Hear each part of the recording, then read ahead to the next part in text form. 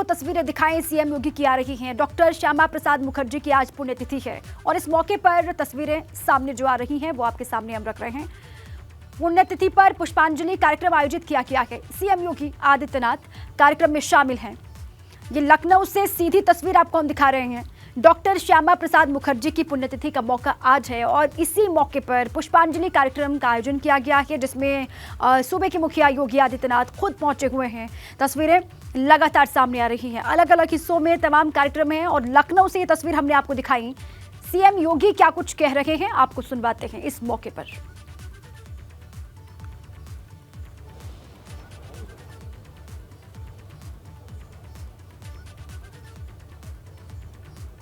मित्रों, महान देशभक्त,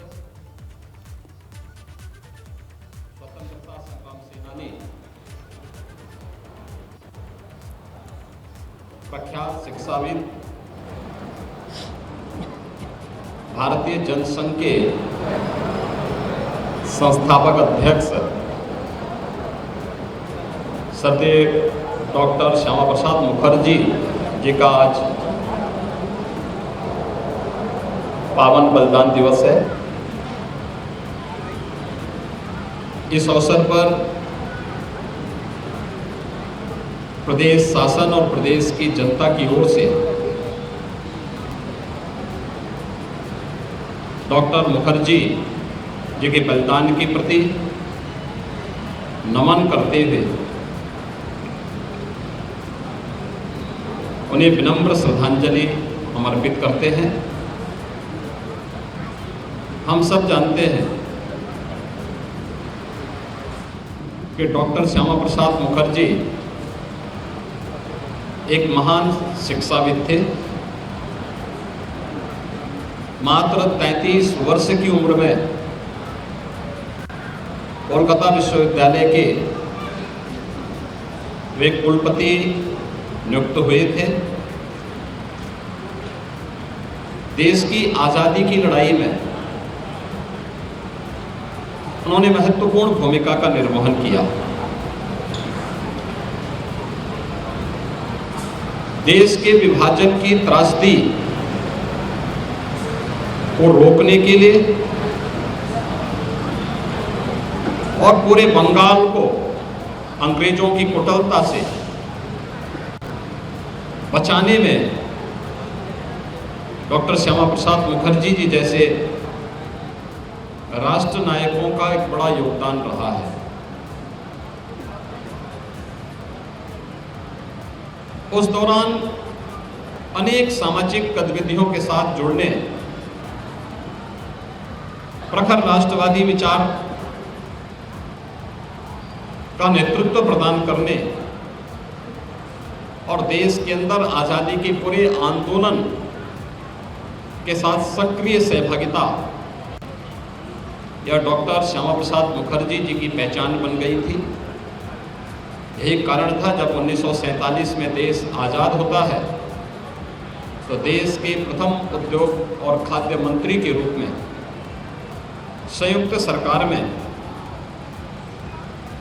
उन्हें भारत की औद्योगिक नीति को आगे बढ़ाने का एक अवसर प्राप्त हुआ था। लेकिन बाद में जब डॉक्टर श्यामा प्रसाद मुखर्जी जी ने इस बात को देखा कि आज़ादी जिन मूल्यों और जिन आदर्शों को लेकर के प्राप्त हुई थी, तत्कालीन सरकार उससे विमुख होकर के तुष्टीकरण की पोषक नीतियों को आगे बढ़ाने का कार्य कर रही है, तो उन्होंने सरकार से अलग हट करके बाद में भारतीय जनसंघ के संस्थापक अध्यक्ष के रूप में कार्य करना प्रारंभ किया था। भारतीय जनसंघ के अध्यक्ष के रूप में उन्होंने सरकार की उन तुष्टीकरण पोष से जुड़ी हुई उन सभी नीतियों का खुल करके विरोध किया जो भारत की एकता के लिए, राष्ट्रीय अखंडता के लिए खतरा पैदा कर सकती थी। कश्मीर जो उस समय आज़ादी के बाद कांग्रेस की अदूरदर्शिता के कारण लगातार स्थिति बिगड़ती जा रही थी। परमिट सिस्टम का विरोध करना, जम्मू कश्मीर के लिए शेष भारत की तुलना में अलग से विधान बनाना, और उस समय जम्मू कश्मीर के मुख्यमंत्री को अलग मान्यता देने के विरोध में डॉक्टर श्यामा प्रसाद मुखर्जी जी ने एक नारा देश को दिया था, एक देश में दो प्रधान, दो विधान और दो निशान नहीं चलेंगे, नहीं चलेंगे। और इसी बात को लेकर के उनका जो आंदोलन था, उनका जो अभियान था, उस अभियान को लेकर के जम्मू कश्मीर में डॉक्टर श्यामा प्रसाद मुखर्जी जी की गिरफ्तारी होती है और उनका बलिदान 23 जून 1953 को कश्मीर को बचाने के लिए, भारत की अखंडता के लिए आज भी जानी जाती है। डॉक्टर श्यामा प्रसाद मुखर्जी जी के सपने को साकार किया प्रधानमंत्री श्री नरेंद्र मोदी जी ने, जब 5 अगस्त 2019 को कश्मीर में धारा 370 को सदैव के लिए समाप्त करके भारत का पूरा कानून, भारत के सभी प्रकार की व्यवस्थाएं जम्मू कश्मीर के अंदर भी लागू होंगी और वहां पर लोकतांत्रिक प्रक्रिया पूरी मजबूती के साथ बहाल होगी। यह डॉक्टर श्यामा प्रसाद मुखर्जी जी के सपने को साकार करने जैसा है। आज के इस अवसर पर जब उनका 71वां पावन बलिदान दिवस है, मैं डॉक्टर श्यामा प्रसाद मुखर्जी जी के देश के प्रति किए गए योगदान के लिए, शिक्षा के क्षेत्र में, समाज निर्माण के क्षेत्र में किए गए योगदान के प्रति नमन करते हुए प्रदेशवासियों की ओर से उन्हें विनम्र श्रद्धांजलि अर्पित करता हूं।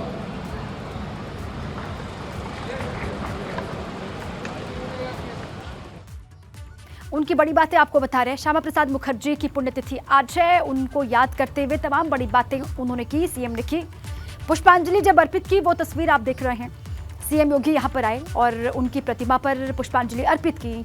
पुण्यतिथि का मौका है डॉक्टर श्यामा प्रसाद मुखर्जी का। और डिप्टी सीएम ब्रजेश पाठक को भी आप देख रहे हैं, जब पहुंचे और उनकी मूर्ति पर माल्यार्पण भी किया और पुष्पांजलि अर्पित की। ये उसी वक्त की तस्वीर लखनऊ से आपको हम दिखा रहे हैं।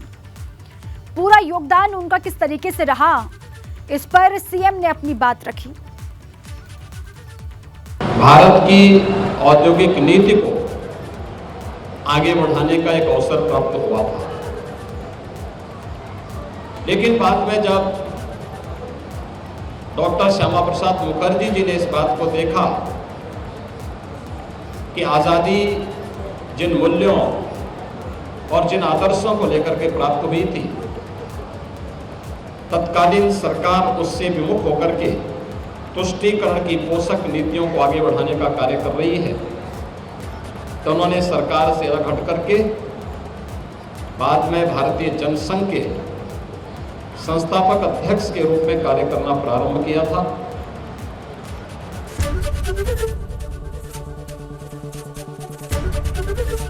एबीपी गंगा, खबर आपकी, जुबान आपकी।